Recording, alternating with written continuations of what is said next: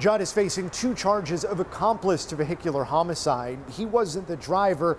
The prosecutor alleges he was the promoter. This charge could face him with the real possibility of years behind bars.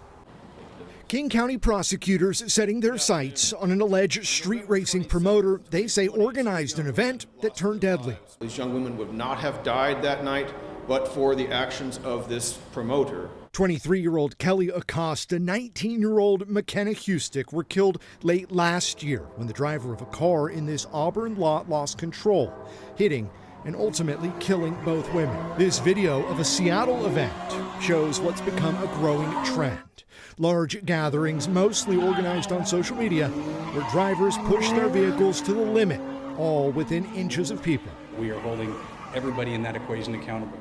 Investigators from the newly formed Regional Racing Task Force say they're cracking down on all levels of reckless driving, not just the drivers.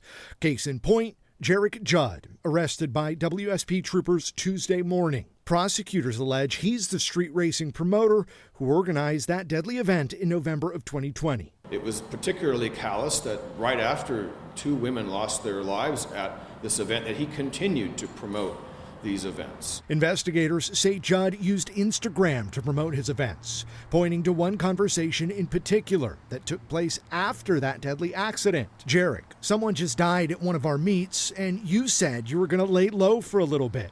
Yeah, but we already had this planned, so not going to bail out last minute, Judd responds. He was a remorseless promoter of this illegal street racing, even after it was so vividly demonstrated how deadly it could be. As for the driver that hit and killed the 2 women, he was arrested last year and is awaiting trial. Now, some 11 months later, the alleged social media promoter could be facing up to a decade behind bars. Law enforcement says that the increase in illegal and reckless driving really spiked during the pandemic, and that led them to form the Regional Racing Task Force. Since its formation, they say they've recommended hundreds of charges to the prosecuting attorney's office. In Seattle, Sebastian Robertson, King 5 News.